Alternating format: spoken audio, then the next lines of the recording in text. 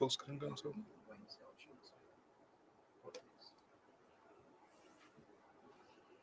Comments नहीं दिखेंगे मुझे।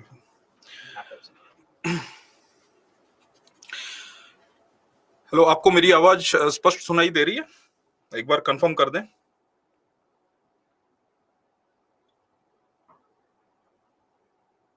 ओके। आंतरिक सुरक्षा की कक्षा में आपका स्वागत है।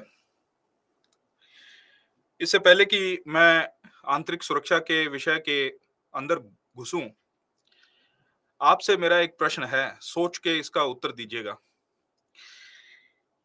आपको क्या लगता है कि बाह्य सुरक्षा के तुलना में आंतरिक सुरक्षा पे जोर क्यों दिया सिलेबस में?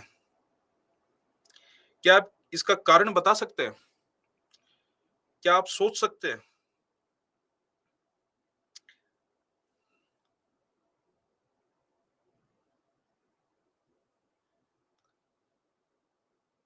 आंतरिक सुरक्षा को इतना महत्व क्यों बाह्य सुरक्षा की तुलना में, खासकर जो यूपीएससी का सिलेबस है, अगर इसके संदर्भ में देखें तो?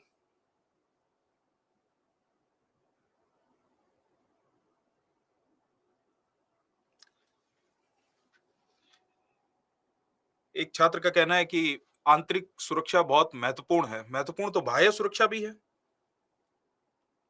आपको ऐसा नहीं लगता?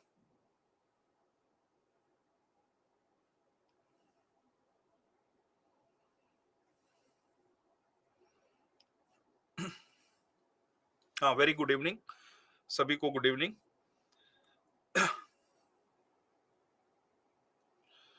हाँ, आंतरिक सुरक्षा क्या करती है वो हम देखेंगे, लेकिन प्रश्न ये है, प्रश्न को ध्यान से सुनिए। प्रश्न ये है कि आपके सिलेबस में, हाँ मैं अच्छा हूं बेटा, बिल्कुल ठीक हूं, प्रभु की दया है। प्रश्न ये है कि आंतरिक सुरक्षा पे इतना जोर क्यों? महत्वपूर्ण तो दोनों है, बाह्य सुरक्षा और आंतरिक सुरक्षा, लेकिन आपके सिलेबस में आंतरिक सुरक्षा पे जोर दिया गया है। ऐसा आप क्यों मानते हैं? इसका क्या कारण आप समझते हैं? हाँ, एक छात्रा का कहना है कि आंतरिक सुरक्षा कर पाएंगे तभी तो बाह्य सुरक्षा देख पाएंगे। निश्चित तौर पे अगर आप आंतरिक रूप में अनस्टेबल हो तो आप बाह्य सुरक्षा भी संभाल नहीं पाओगे। ठीक है, एक कारण। दूसरा क्या है? क्या और कोई कारण है?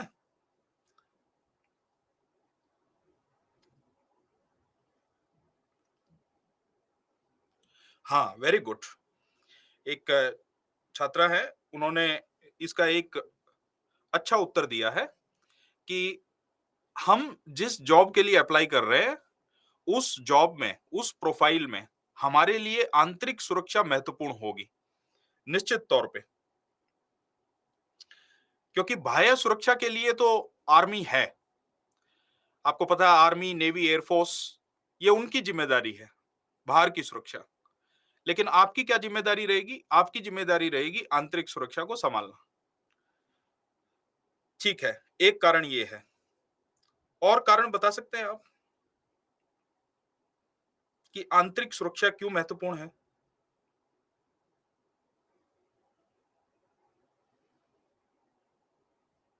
जरा बुद्धि का इस्तेमाल करके इसका उत्तर दीजिए।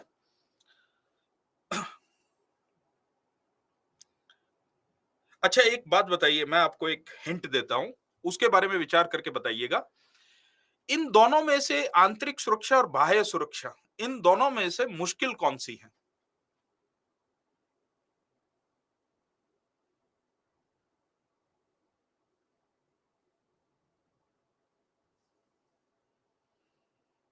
गुड। लगभग सभी छात्रों ने इसका उत्तर आंतरिक सुरक्षा दिया है, कि वो आंतरिक सुरक्षा को मैनेज करना ज्यादा मुश्किल मानते हैं। उत्तर बिल्कुल सही है। क्या आप इसका कारण सुझा सकते हैं कि उसका क्या कारण है कि आंतरिक सुरक्षा को आप ज्यादा मुश्किल मानते हैं बाह्य सुरक्षा के मुकाबले में?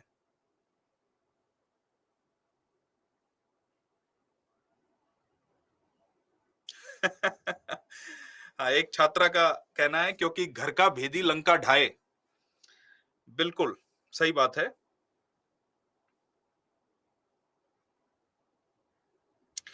लेकिन देखिए, ये घर का भेदी लंका ढाए ये विभीषण पे कहावत बनी, लेकिन विभीषण जो है वो धर्म के साथ खड़े थे। धर्म मतलब राइटियसनेस, धर्म मतलब जो सही है, उसके साथ खड़े थे, उस युद्ध में। जो गलत है उसके विरुद्ध खड़े थे। लेकिन अब उनको इस कहावत द्वारा बदनाम कर दिया गया है, लेकिन इस कहावत का महत्व भी है। यह महत्व ये है कि यदि आपके घर में ही कोई ऐसा भेदी बन जाए, कोई ऐसा व्यक्ति जो आपके घर का भेद देता तो आपको नुकसान पहुंचाना बहुत आसान हो जाता है कि नहीं? देखिए, एक उत्तर एक छात्र का बहुत अच्छा आया है कि क्योंकि हम अपने ही देश के अंदर जो गद्दार हैं, उन पर कार्रवाई नहीं कर सकते। ये उत्तर बड़ा गहरा है। इसकी चर्चा हम आगे करेंगे कि क्या कारण होता है कि कार्रवाई नहीं कर सकते। लेकिन क्या आप सुझा सकते हो? हम डिटेल में इसकी चर्चा करेंगे जब मैं आपको माओवाद पढ़ाऊंगा। लेकिन क्या कारण है कि हम उन पे कार्रवाई नहीं कर पाते या कार्रवाई करना मुश्किल होता है?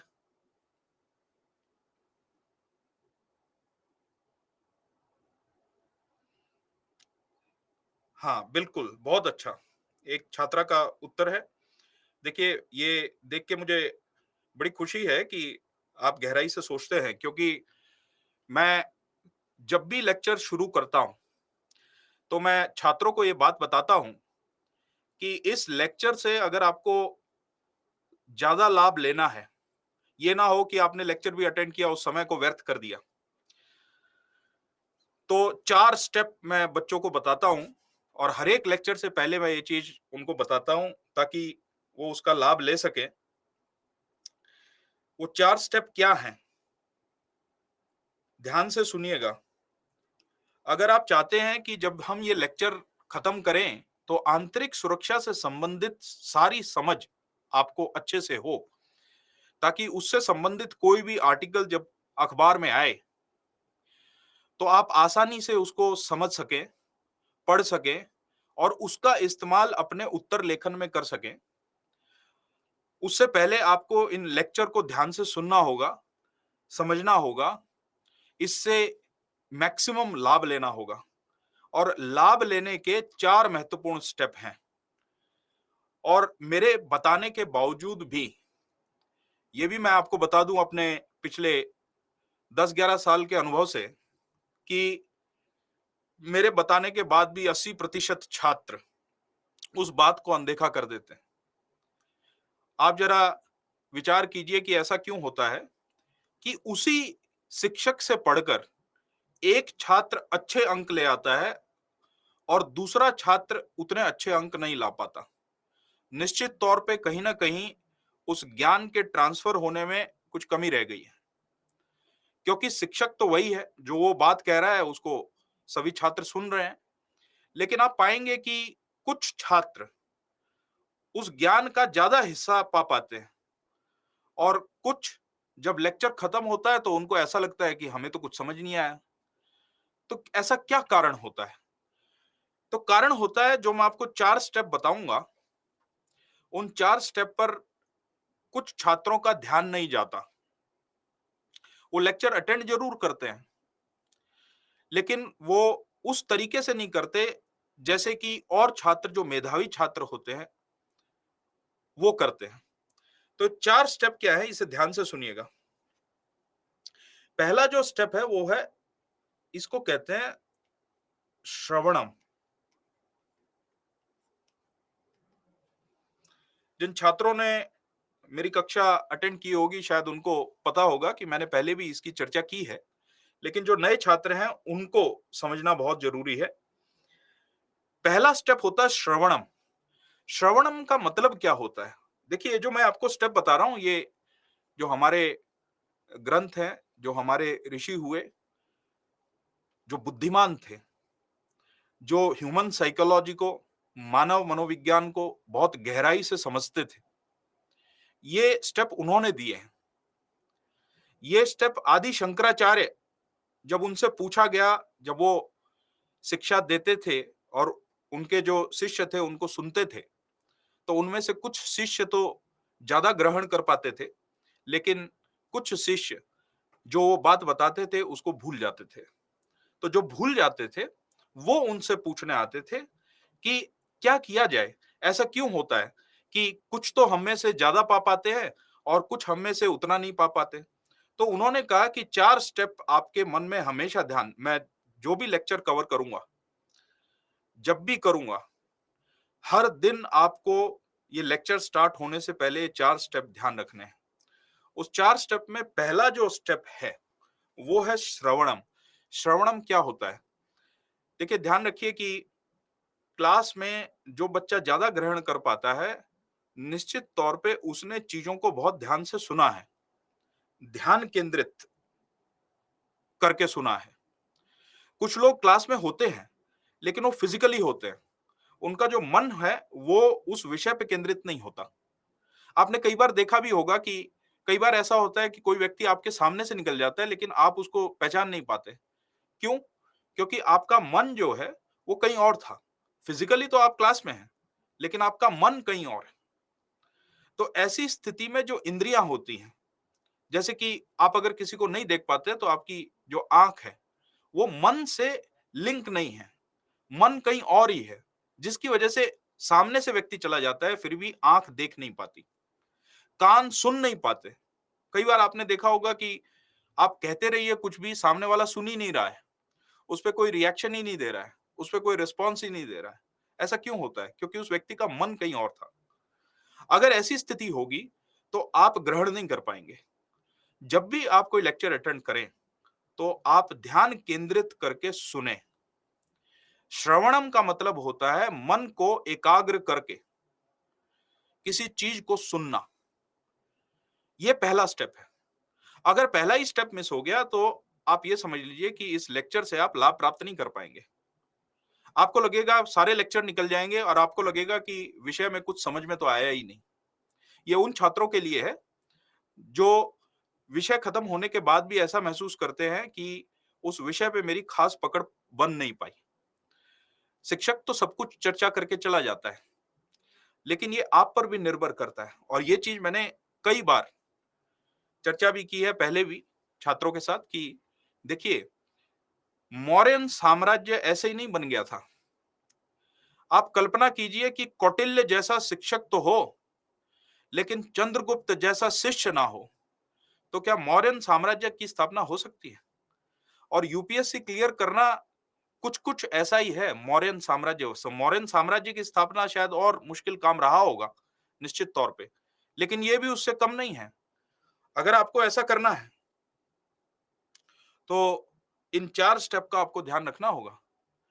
देखिए, कौटिल्य जैसा शिक्षक भी अगर आपको पढ़ा देगा और आप चंद्रगुप्त जैसे ना हुए, या द्रोणाचार्य जैसा शिक्षक आपको पढ़ा देगा और अर्जुन जैसा ध्यान केंद्रित करने वाला शिष्य नहीं होगा, जो पक्षी की आंख की पुतली पर अपना ध्यान केंद्रित करने की क्षमता रखता हो, तो उसको पढ़ाया नहीं जा सकता, उसको सिखाया नहीं जा सकता, वो कुछ नहीं कर पाएगा।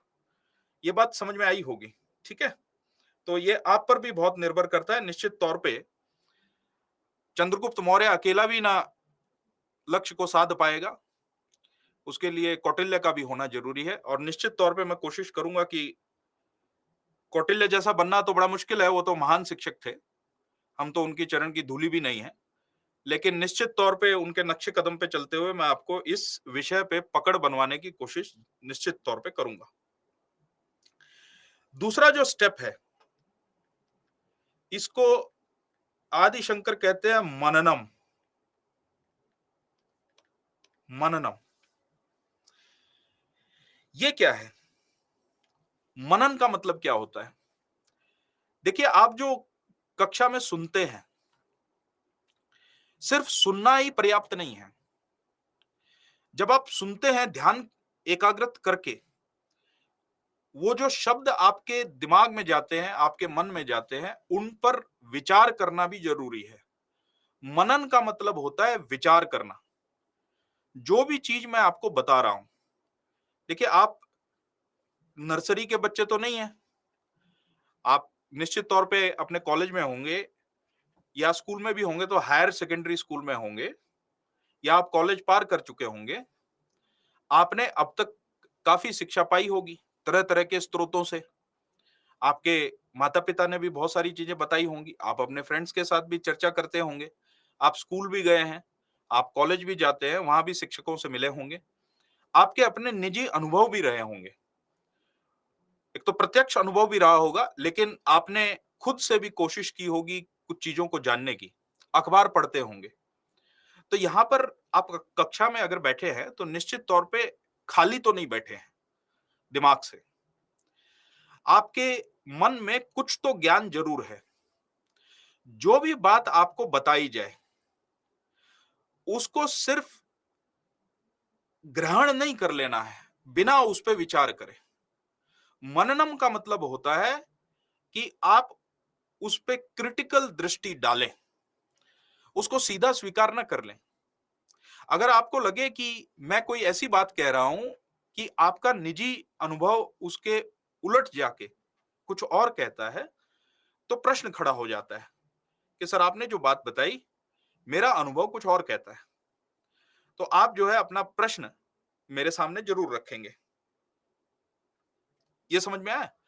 उस प्रश्न का जब मैं निदान कर दूंगा, जब उस प्रश्न का उत्तर दे दूंगा, उसके बाद मेरी बताई हुई बात पे आपको विश्वास आएगा।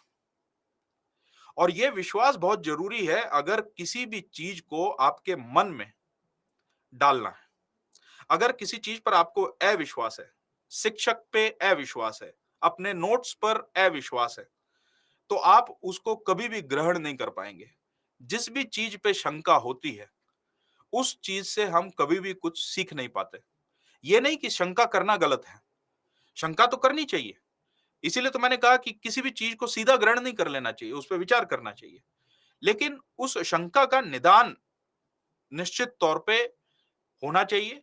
जब उसका निदान होता है तो उस बात पर ज्यादा विश्वास होता है, और जिस बात पर ज्यादा विश्वास होता है वो दिमाग में अच्छे से बैठ जाती है। तो ये मननम का मतलब आपको अच्छे से समझ आया होगा। ठीक है। तीसरा स्टेप जो वो बताते हैं वो है निदिध्यासन। देखिए मैं आज इसकी चर्चा कर रहा हूं, आगे इसकी चर्चा नहीं करूंगा। जब विषय के अंदर घुस जाएंगे तो सिर्फ विषय की चर्चा होगी। लेकिन ये चीज आपको हर बार याद रखनी है, हर चर्चा से पहले याद रखनी है। तीसरा जो स्टेप होता है वो है निदिध्यासन का। क्या आप बता सकते हैं कि निदिध्यासन का मतलब क्या है? इससे आप क्या समझते हैं?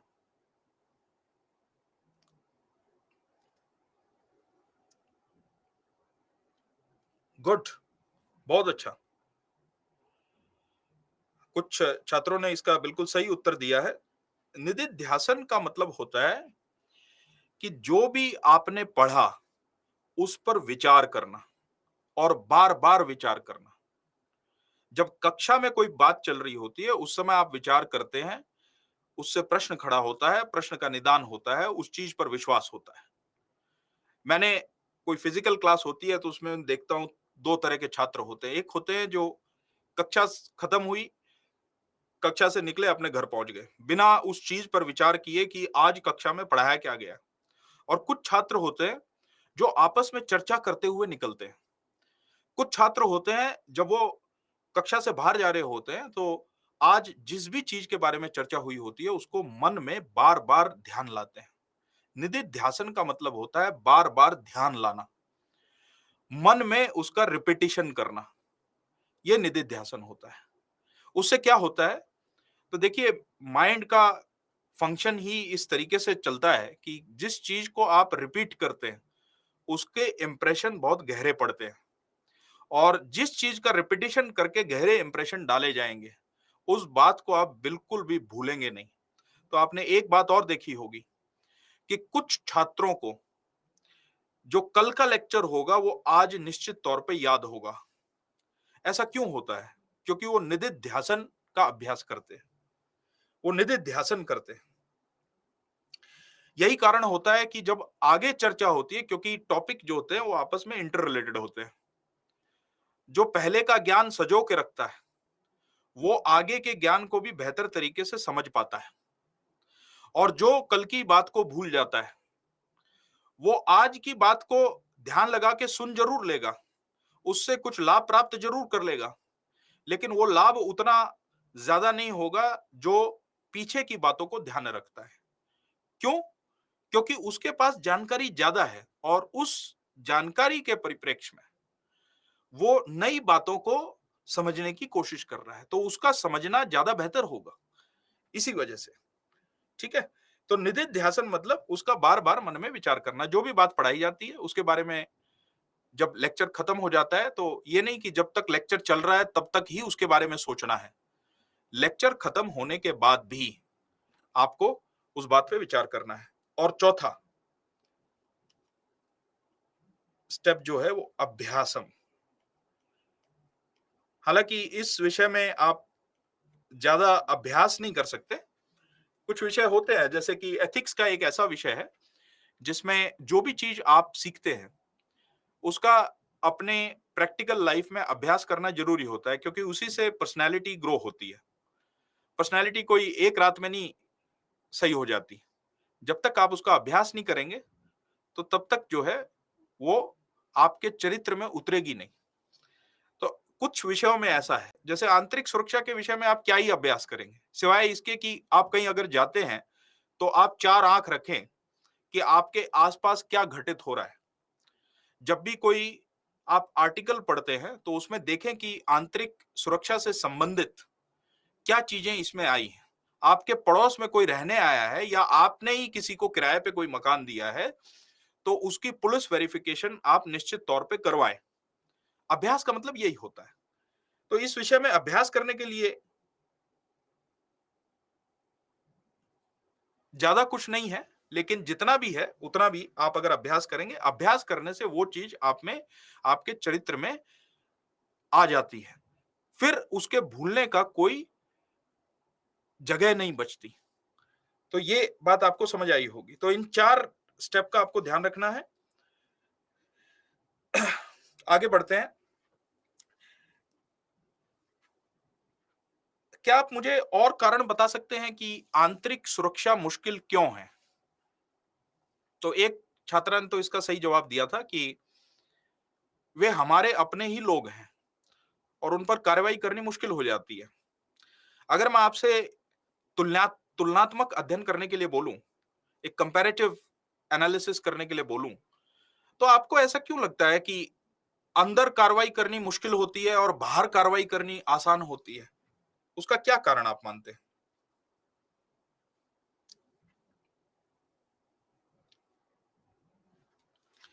तो देखिए, इसको हम लिख लेते हैं।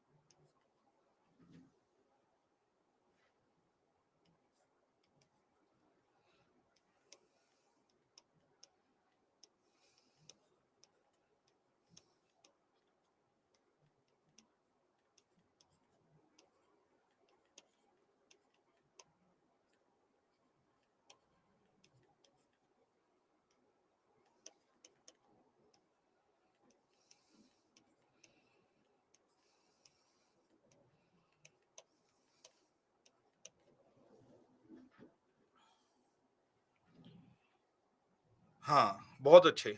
एक छात्रा ने इसका बहुत सटीक जवाब दिया है कि बाहर जो दुश्मन है वो दिखाई देता है।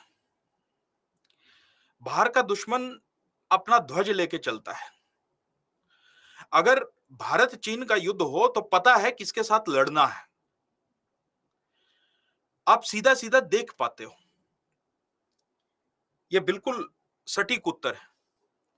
भारत-पाकिस्तान का युद्ध होता है तो आपको पता है किससे लड़ना है।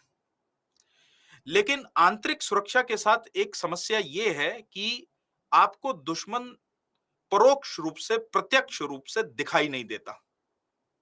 क्या आप बता सकते हैं कि इसका क्या कारण है कि आंतरिक दुश्मन को पकड़ना या भेद करना मुश्किल होता है?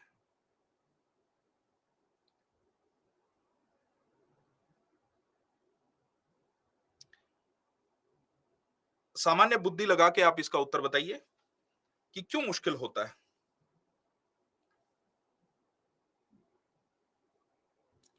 देखिए, यूपीएससी का कोई भी विषय, कई बार छात्र को ये लगता है कि हमें बहुत गहराई में उतरने की आवश्यकता है, लेकिन मैं आपको एक बात स्पष्ट बता दूं कि किसी भी विषय को आप सिंप्लीफाई करके चलें। आप बिल्कुल सिंपल उत्तर लिख के आए। हाँ, उसमें तत्व होना चाहिए, इतना साधारण भी ना हो कि जैसे स्कूल का बच्चा लिखता है। लेकिन किसी भी चीज को आप कॉम्प्लिकेट ना करें, उसको बिल्कुल सिंपल लिख के आए, सामान्य बुद्धि से लिख के आए। हाँ, सवाल मेरा ये है कि आपको ऐसा क्यों लगता है कि जो आंतरिक सुरक्षा के खतरे हैं, उनको पहचानना मुश्किल होता है? इसका क्या कारण आप मानते हैं?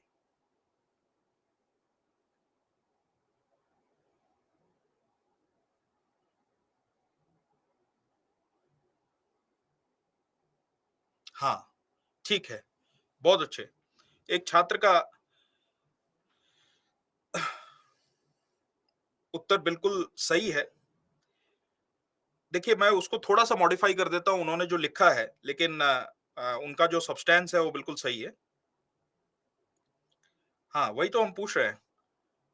देखिए, एक छात्र ने इसका जवाब दिया है कि उनकी पहचान करने में समस्या होती है। क्यों समस्या होती है? बिल्कुल सही बात है। क्योंकि वो हमारे बीच रहता है, हमारे समाज में रहता है, हम जैसा दिखता है, हमारे जैसी भाषा बोलता है, हम इसलिए भेद नहीं कर पाते। जब हम माओवाद के विरुद्ध जो लड़ाई है, उसमें क्या समस्याएँ आती हैं, उसकी जब चर्चा करेंगे तो उदाहरण के तौर पे आपको अभी बता रहा हूँ कि जब हमारे सुरक्षा बल जाते हैं और माओवादियों का, नक्सलवादियों का पीछा करते हैं, वो जाके घुल-मिल जाते हैं समाज में। सुरक्षा बलों को ये दिक्कत होती है भेद करना कि ये सामान्य नागरिक है कि ये माओवादी है। ये भेद नहीं कर पाते। आपको पता है इसी कारण कि भेद नहीं कर पाते हैं कि कौन सामान्य नागरिक है, और क्योंकि सबके विरुद्ध आप एक्शन नहीं ले सकते। आप जो इनोसेंट है, उसके विरुद्ध एक्शन नहीं लेना चाहेंगे, और ऐसा नहीं है कि उसके विरुद्ध एक्शन नहीं हो जाता है। कई बार हो भी जाता है, क्योंकि भेद करने में मुश्किल होती है। लेकिन उससे समस्या और जटिल हो जाती है। उससे समस्या सुलझने की बजाय और उलझ जाती है। क्योंकि किसी निरपराध व्यक्ति के विरुद्ध अगर एक्शन लिया जाएगा, तो सरकार के विरुद्ध उसके मन में निश्चित तौर पे बैर आएगा। और ऐसा भी देखा गया है कि जब इस तरीके के एक्शन लिए जाते हैं, तो यही व्यक्ति बाद में माओवादियों के साथ जुड़ जाता है, नक्सलवादियों के साथ जुड़ जाता है। ये समस्या होती है।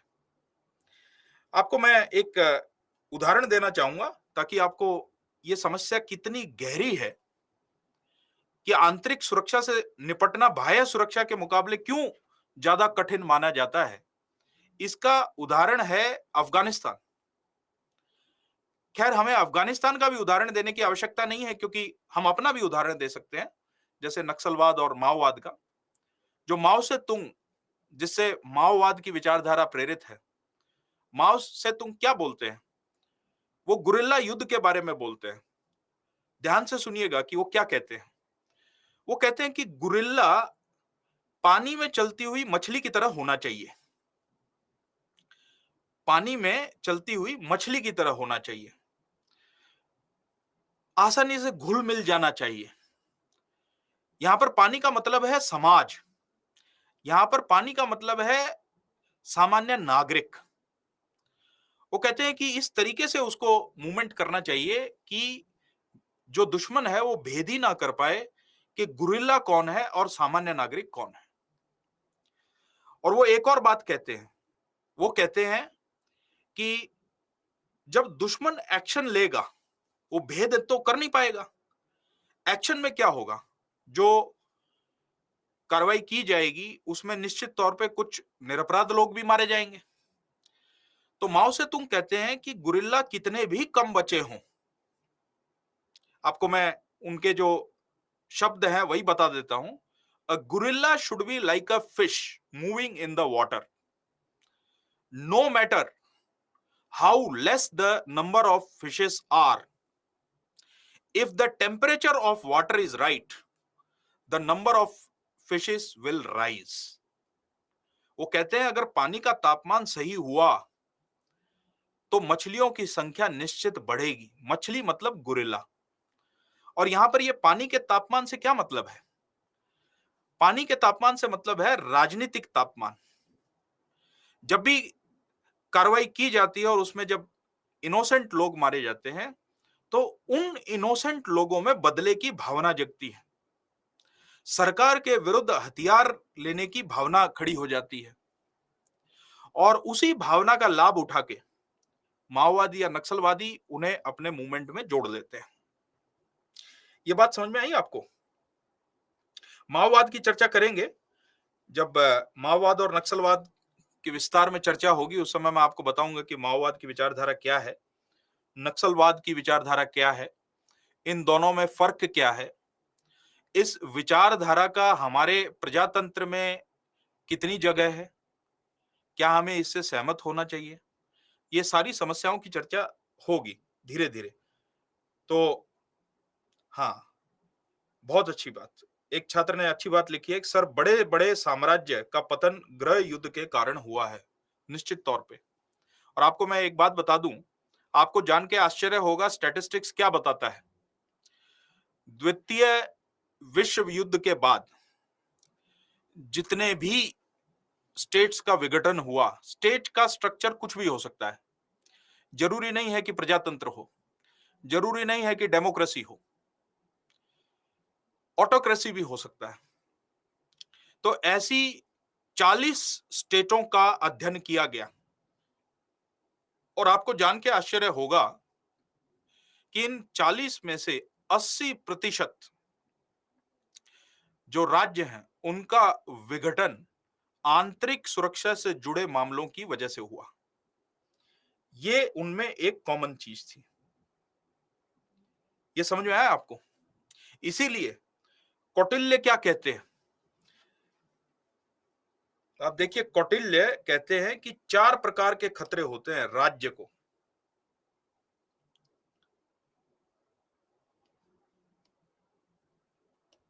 राज्य को 4 प्रकार के खतरे होते हैं।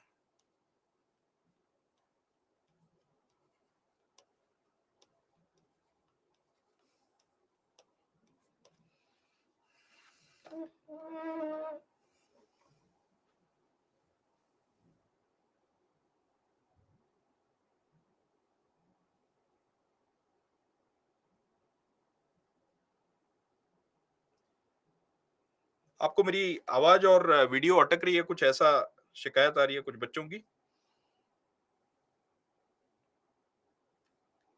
इसे कंफर्म कीजिए। ठीक है, सब ठीक चल रहा है ना? तो जिन बच्चों का अटक रहा है, आप आपका इंटरनेट कनेक्शन मुझे लगता है कि आपका वीक है। यहाँ से बिल्कुल सब चीजें ठीक चल रही हैं।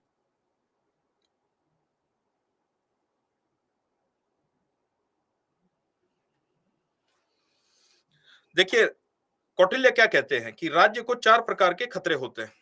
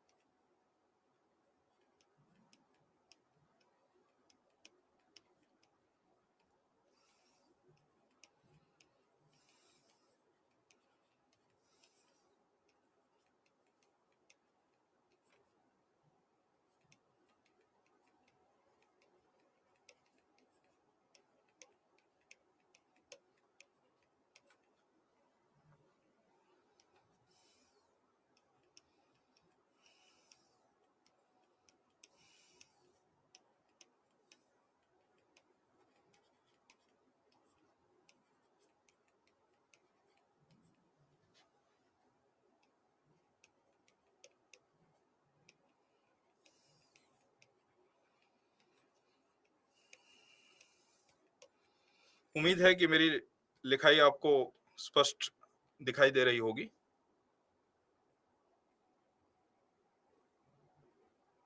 ठीक है।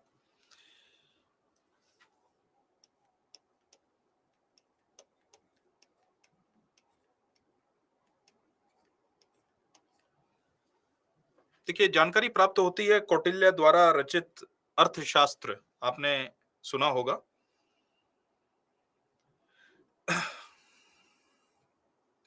अर्थशास्त्र बहुत ही महत्वपूर्ण टेक्स्ट है।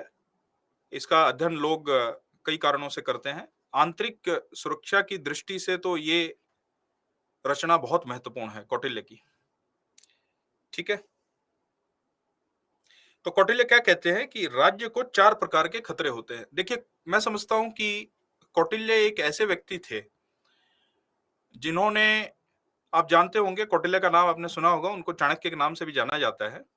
कौटिल्य उनको इसलिए बोला जाता है उनकी कुटिल नीति के कारण। कूटनीति के महापंडित थे। उनका क्या कहना है? वो कहते हैं कि राज्य को 4 प्रकार के खतरे होते हैं, आंतरिक स्रोतों से, बाहरी स्रोतों से, आंतरिक सहायता प्राप्त बाहरी स्रोतों से और बाहरी सहायता प्राप्त आंतरिक स्रोतों से।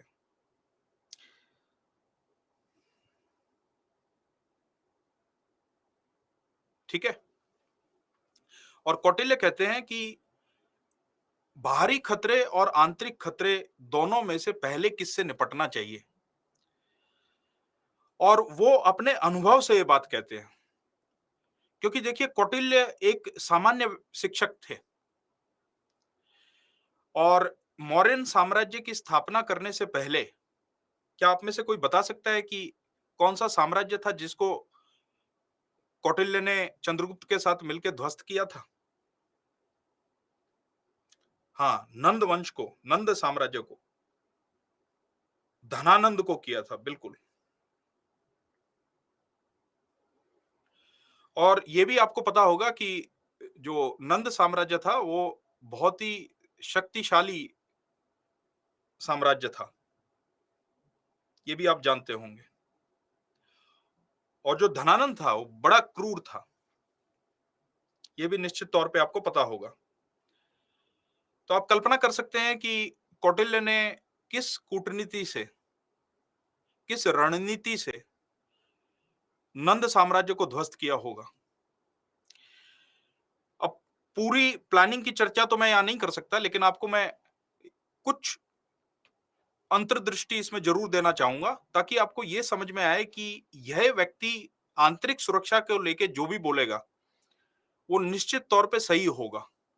और वो सही आज से 2000 साल पहले नहीं, आज भी उसकी उतनी ही उपयोगिता है, क्योंकि इस व्यक्ति ने जो भी लिखा अपने अनुभव से लिखा। इसलिए कौटिल्य को पॉलिटिकल रियलिस्ट बोला जाता है। ऐसा बताते हैं कि नंद साम्राज्य को ध्वस्त करने से पहले, उस पर प्रहार करने से पहले, उन्होंने नंद साम्राज्य में जो भ्रष्ट अधिकारी थे उनका इस्तेमाल किया। कहते हैं कि अटैक करने से पहले उनके जो अच्छे हथियार थे वो खुद ले लिए। मैं ऐसा मानता हूं, आपसे अगर कोई ये बात पूछे भी कि किसी भी देश के लिए और खासकर भारत के संदर्भ में आंतरिक सुरक्षा की दृष्टि से सबसे बड़ा खतरा कौन सा है, तो आप इसका उत्तर कह सकते हैं कि भ्रष्टाचार। भ्रष्टाचार से बड़ा खतरा राज्य को कोई नहीं होता। आपने ऐसी न्यूज पढ़ी होंगी, अखबारों में भी और मीडिया में भी देखा होगा कि कई बार ऐसे सुनने में आता है कि बॉर्डर पर से आतंकवादियों को अंदर घुसा दिया जाता है। ऐसे लोग भी पकड़े गए हैं काउंटर इंटेलिजेंस में, जो रिश्वत लेके स्मगलर्स को अंदर घुसा देते हैं। आपको जान के आश्चर्य होगा कि जब हम नॉर्थ ईस्ट की बात करेंगे, उत्तर पूर्वी राज्यों में जो इंसर्जेंसी चल रही है उसकी चर्चा करेंगे, आसाम राज्य की मैं चर्चा करूंगा विस्तार से। वहां पर एक कार्रवाई की गई एनआरसी की, क्या आप इसके बारे में जानते हैं?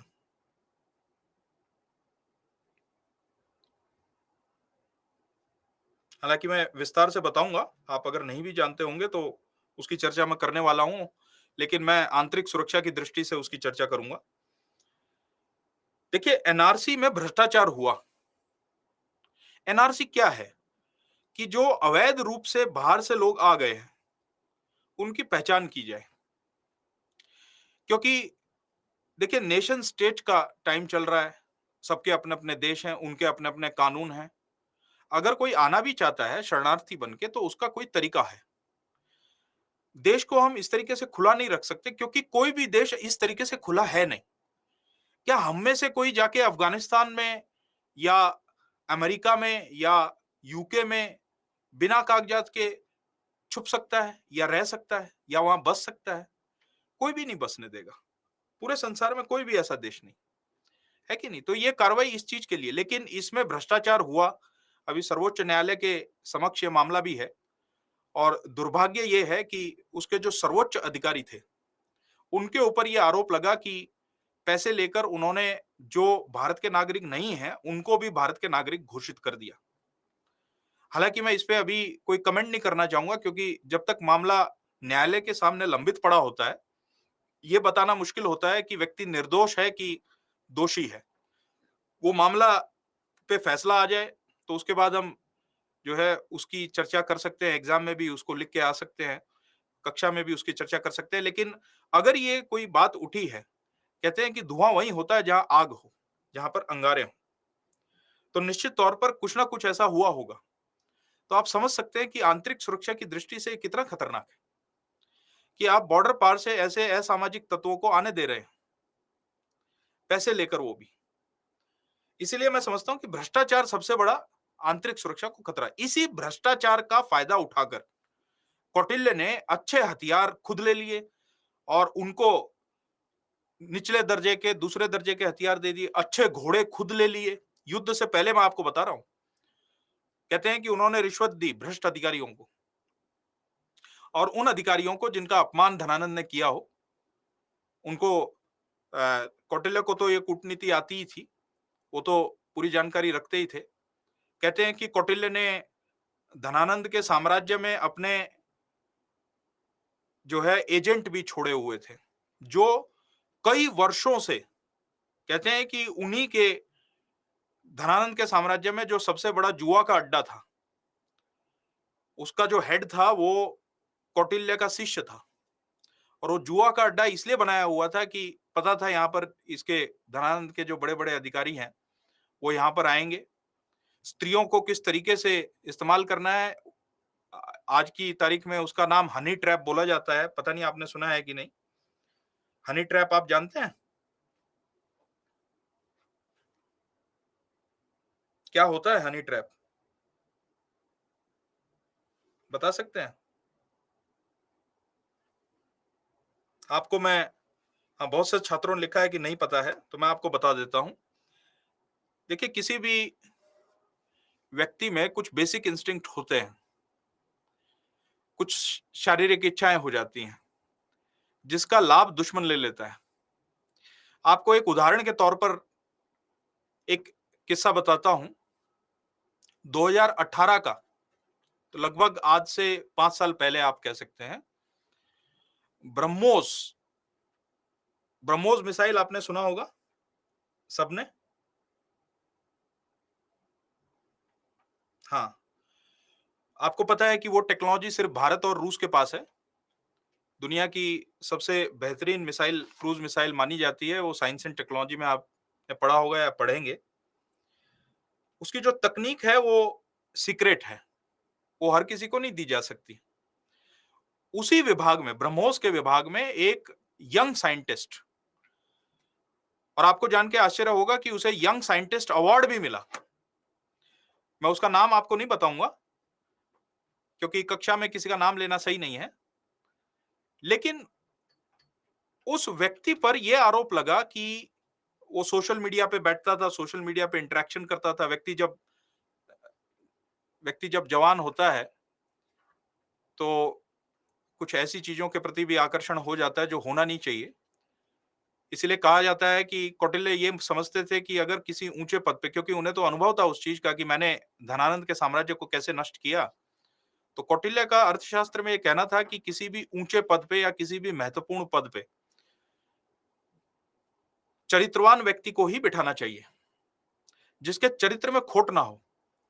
और कौटिल्य तो यहां तक करते थे कि उन अधिकारियों के चरित्र को टेस्ट करने के लिए वो अपने एजेंट भी भेजते थे और समय समय पे उस चीज को टेस्ट करते रहते थे, क्योंकि जहां पर चरित्र खराब हो गया हनी ट्रैपिंग वहीं होती है।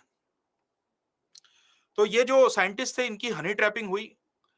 पाकिस्तान आईएसआई का कोई एजेंट था जो लड़की बनकर सोशल मीडिया पे उसके साथ चैट करता था।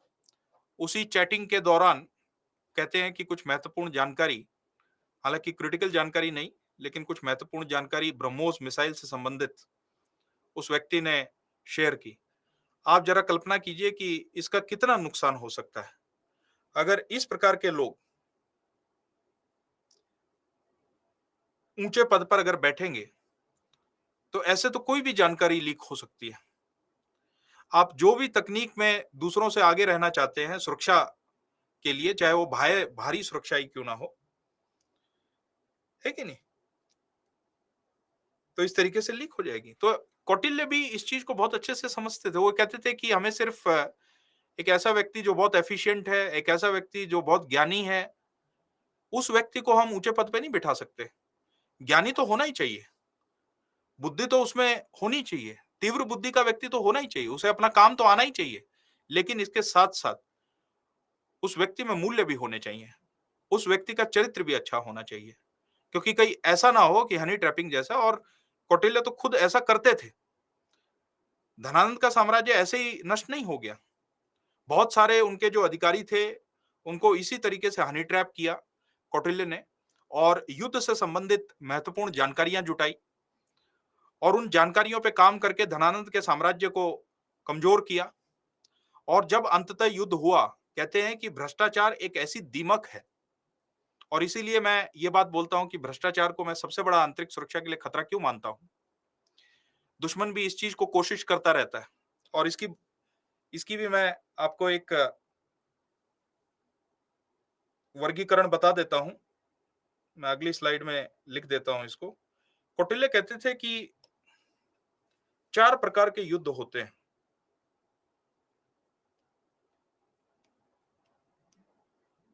ध्यान से सुनिएगा, क्योंकि जब कश्मीर आतंकवाद की हम बात करेंगे, तो उस समय आपको यही चीज याद रखनी है कि कौटिल्य ने 4 प्रकार के कौन से युद्धों की बात की थी। क्योंकि कश्मीर में जो चल रहा है वो सीधा युद्ध नहीं है। ऐसा नहीं कि पाकिस्तान के साथ हमारे सीधे युद्ध नहीं हुए, परोक्ष युद्ध नहीं हुए, हुए हैं। लेकिन हाल में जो कश्मीर में चल रहा है, या पिछले 1 दशक, 2 दशक, या 1990 के दशक में जो चला, या 1947 से भी घटनाएं घटित हो रही हैं। अगर 1965 की लड़ाई छोड़ दी जाए, 1971 की लड़ाई छोड़ दी जाए, या कारगिल का युद्ध छोड़ दिया जाए, सीधा युद्ध था, है कि नहीं। तो आपको इस वर्गीकरण से ये पता चलेगा कि आंतरिक सुरक्षा के लिए खतरे कैसे पैदा होते हैं। तो कहते हैं कि 4 प्रकार के, मैंने आपको ये बताया कि 4 प्रकार के खतरे होते हैं, उनकी चर्चा की, और विस्तार से चर्चा करूंगा मैं, लेकिन ऐसे ही वो 4 प्रकार के युद्ध भी बताते हैं।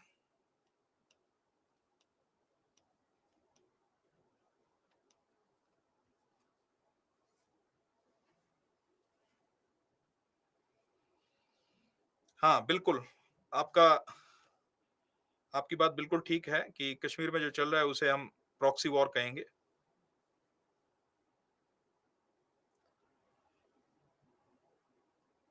एक प्रश्न है, बड़ा अच्छा प्रश्न है, और मैं इसका उत्तर निश्चित तौर पे देना चाहूंगा, और ये प्रश्न रेलेवेंट भी है यहाँ पर। प्रश्न किया गया है कि क्या जो कौटिल्य ने किया वो नैतिकता के विरुद्ध नहीं था, नैतिकता के खिलाफ नहीं था।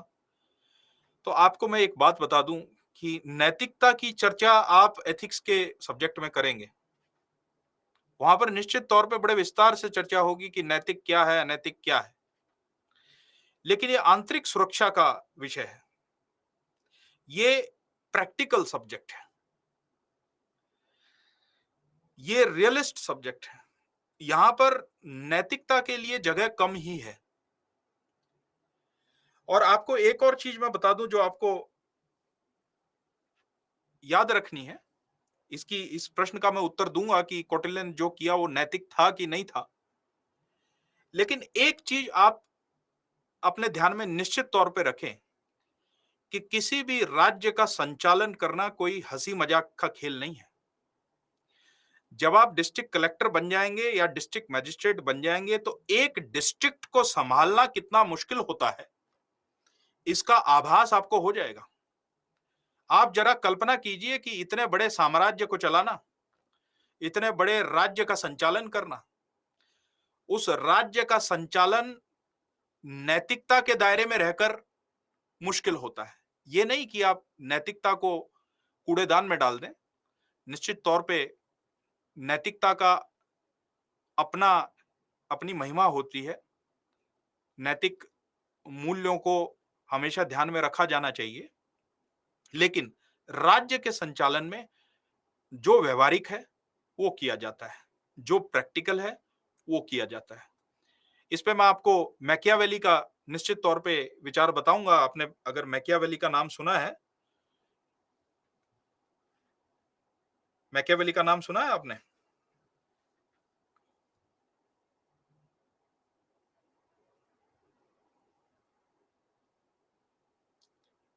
कहाँ के थे वो मैकियावेली?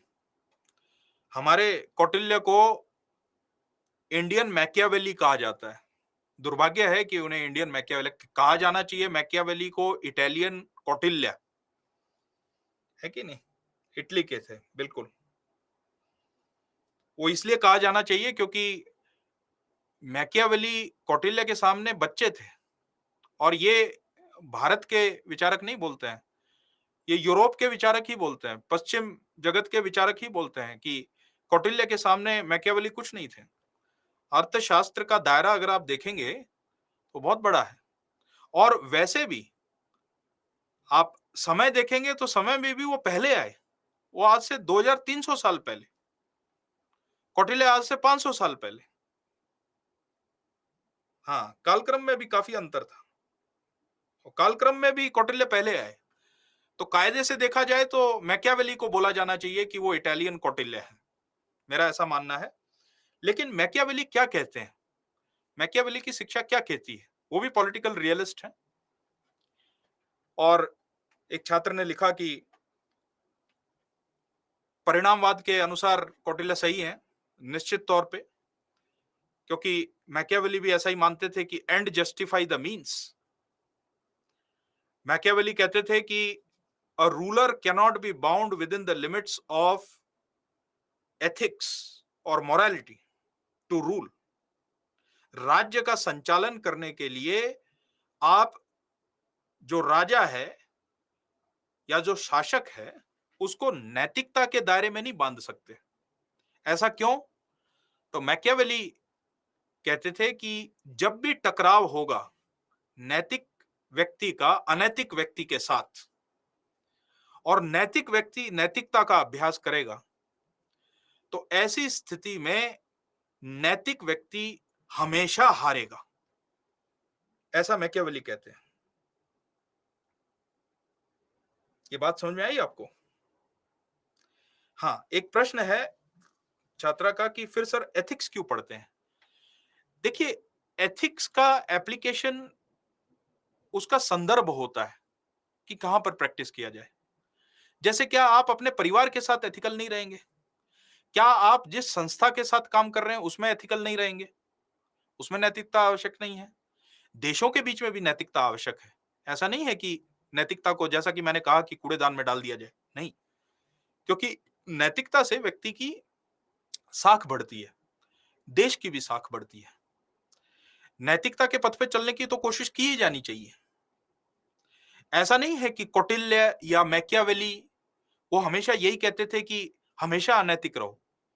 वो ये कहते थे कि अगर आपके पास ऐसा चॉइस है कि भाई कोई राष्ट्र के लिए कुछ करना है, नेशनल इंटरेस्ट में कुछ करना है और उसके उस लक्ष्य को पाने के 2 तरीके हैं, एक नैतिक तरीका, एक अनैतिक तरीका। तो न अनैतिक तरीका लो, ऐसा कौटिल्य भी नहीं कहते थे और ना मैकियावेली कहते थे, कि वो कहते थे कि अगर नैतिक तरीके से कोई लक्ष्य हासिल किया जा सकता है, तो उसे नैतिक तरीके से ही हासिल किया जाना चाहिए, क्योंकि उससे साख बढ़ती है, उससे विश्वास बढ़ता है।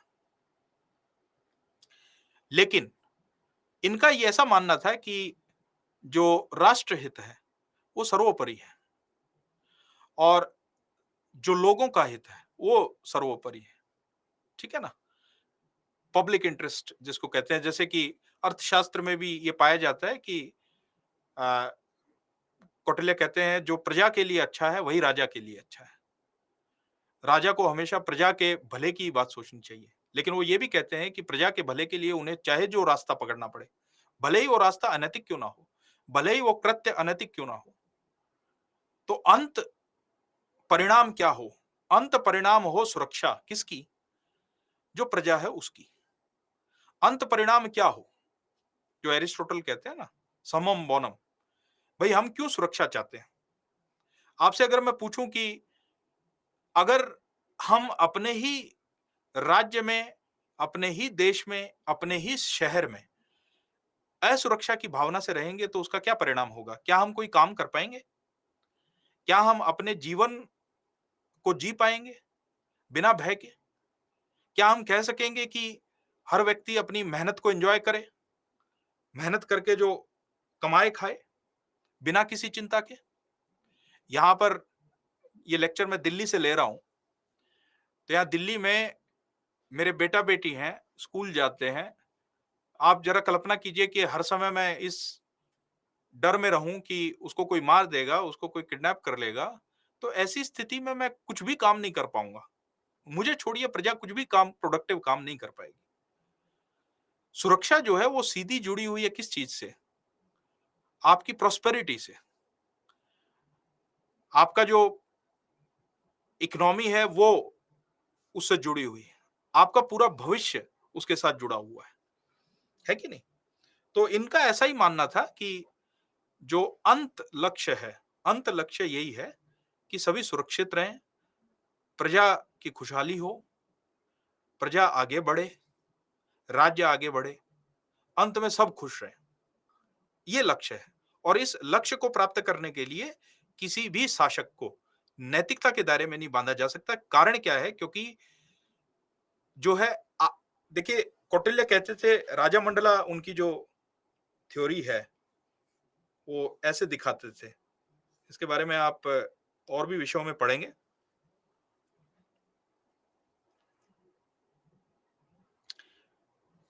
ये जो है ये आप हैं इसके केंद्र में, इसके सेंटर में, और ये आपके पड़ोसी हैं, ये पड़ोसियों के पड़ोसी हैं। इस तरीके से राज्य एक दूसरे के संदर्भ में जुड़े हुए हैं। और कौटिल्य कहते थे कि आपका जो पड़ोसी राज्य है वो हमेशा आपसे आपकी जमीन छीनने की कोशिश करता रहेगा। आप देखिए, आप वो 2300 वर्ष पहले ये बात बोल रहे हैं, जो आज भी लागू है। हमारे और पाकिस्तान के बीच में क्या ही लड़ाई है भाई? क्षेत्र को लेके ही तो लड़ाई है ना, उस टेरिटरी को लेके ही तो लड़ाई है। अच्छा, भारत और चीन के बीच में किस चीज को लेके लड़ाई है? आप बता सकते हैं?